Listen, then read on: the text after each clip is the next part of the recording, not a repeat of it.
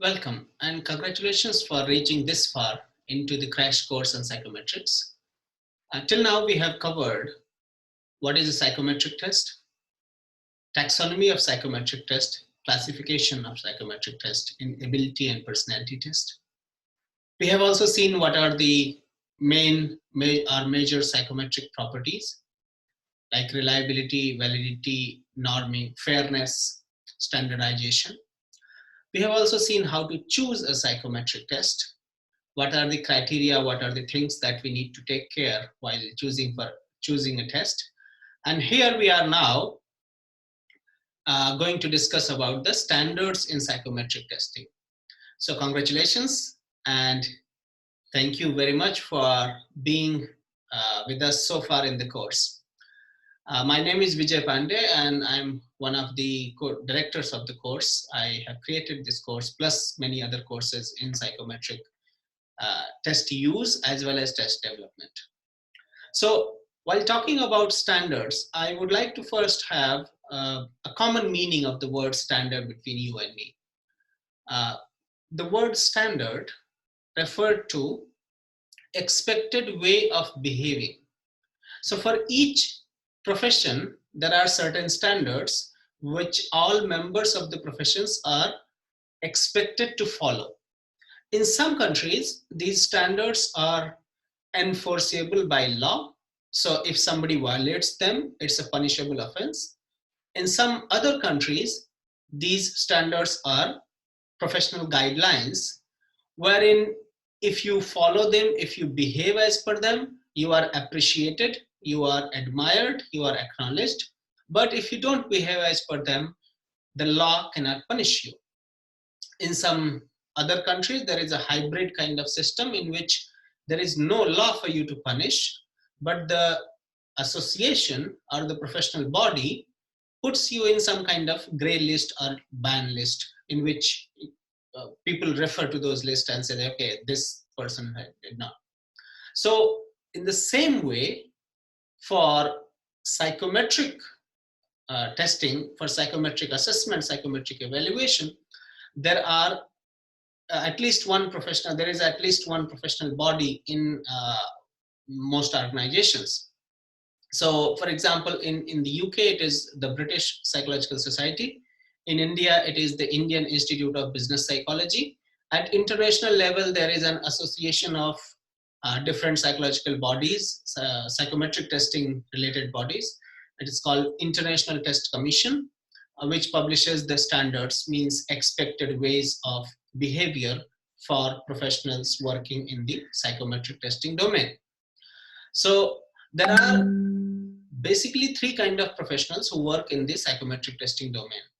Number one are those who publish test, who create test, and who sell test to test users. These are generally referred as test publishers. So they have to follow certain way of creating test, certain standards to meet in order to for their test to be considered as good or good enough. British Psychological Society in the UK has published list of, let's say, criteria that you need to qualify, that your test need to qualify in order to be accepted as a good enough test or a test to be used. Same way for professionals, there is criteria for their acceptance into the community. The second level of users is what we call as test users. Test users are those people who administer and interpret the test for a candidate or a participant. So these are the people who are supposed to know the psychological construct behind the test, the measurement principle, and they need to have some skill related to administering and interpreting the test. The third user, which is third category of user, is participant, those people who take the test. They are entitled to certain things. For example, each test taker is entitled to get a feedback on the test that that person has completed. So there is an ethical responsibility of the test administrator to give some sort of feedback to the participant. A test administrator is generally referred as test user. So there are different category of test user, like assistant test user, qualified test user, and all that. And sometimes it is referred as test administrator. There is also a fourth category of user in testing, which is basically those who pay for the test. Those organizations where test is paid for. So sometimes those who administer the test are not those who are paying for the test. Generally, those are not covered by the standard because they are like, they are consumers. They are customers, not consumers.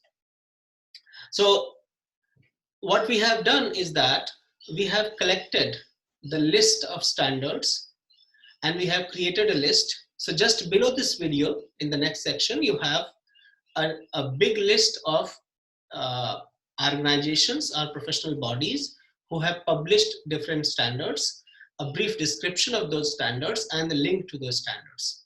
So I would highly encourage you to go and read those standards so that you make yourself familiar with what all is there in the domain of psychometric testing and what all you are expected to follow as a test publisher or as a test user. Lastly, I have also added some video, which we call a bonus video. It's actually, you will see one video, but if you have seen that and you click on that, it's a list of videos. It will keep on playing. There are like 8-10 videos created by one of my friend, Joel. We never met, we just met online, and I asked his permission to put his video in this course, and he gladly agreed to it. So I have put those videos, go through them. They are a little more technical about the basics of psychometrics. So I hope this course was useful for you. And if you want to go deeper, dig deeper into that, then you have a short course on psychometric testing available here. Also, you have level 1 and level 2 full courses. You can subscribe for them and go through them as per as and when you want, as per your speed at the comfort of your home. So thank you very much for being with us. See you in the next courses. Bye-bye.